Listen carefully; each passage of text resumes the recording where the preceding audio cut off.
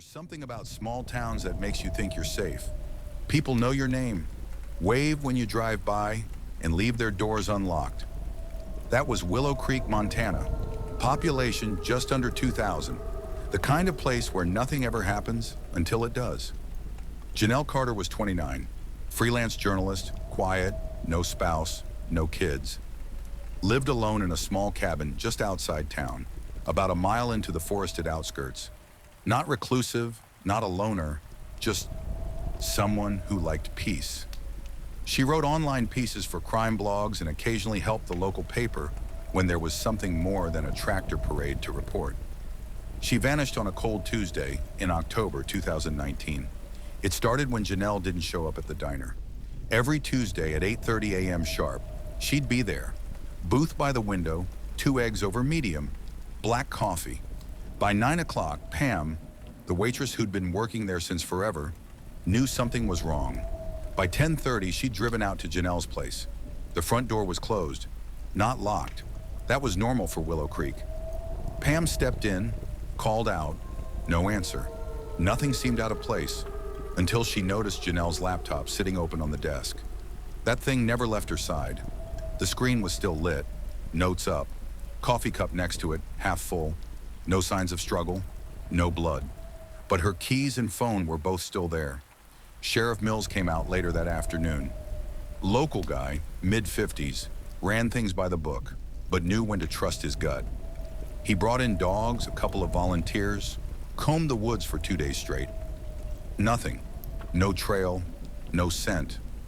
It was like she stepped outside and vanished into thin air. A week passed. The town began to speculate. Some said she got too deep into one of her crime pieces. Others said maybe she wanted to disappear. But those who knew her, they didn't buy it. She loved her work.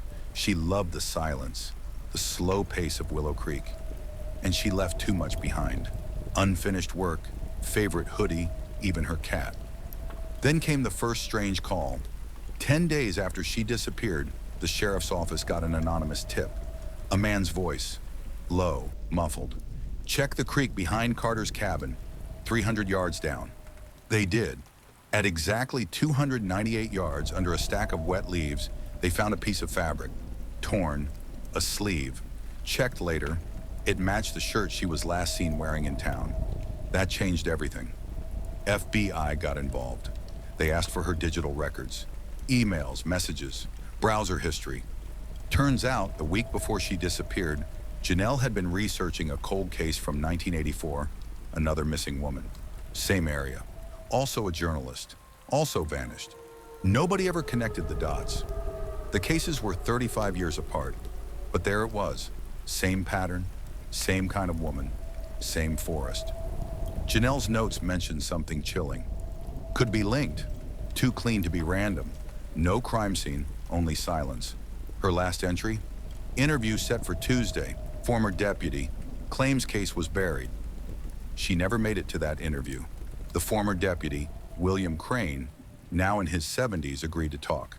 He said back in '84, the original investigation into the missing woman, Melissa Vaughn, was shut down fast. He was told to stop digging, said it went beyond the local level, claimed he saw someone from out of town, maybe fed, maybe not, take over the scene. Files went missing, witnesses recanted, then silence. Crane said Janelle contacted him through email, said she sounded sharp, determined, asked the right questions.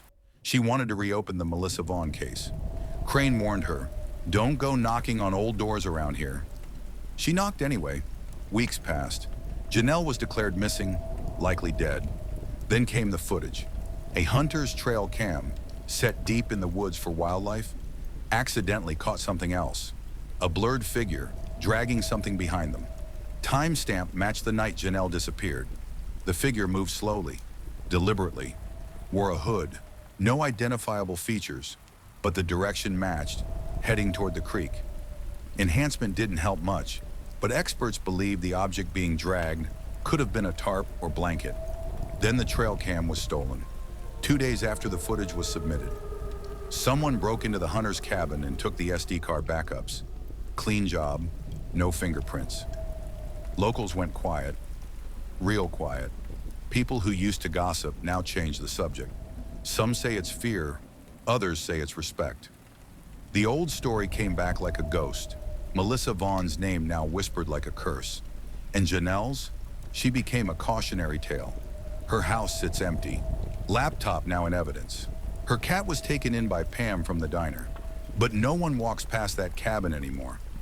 Some say they hear footsteps in the woods around midnight. Others say the forest doesn't want to be watched. Officially, the case is still open.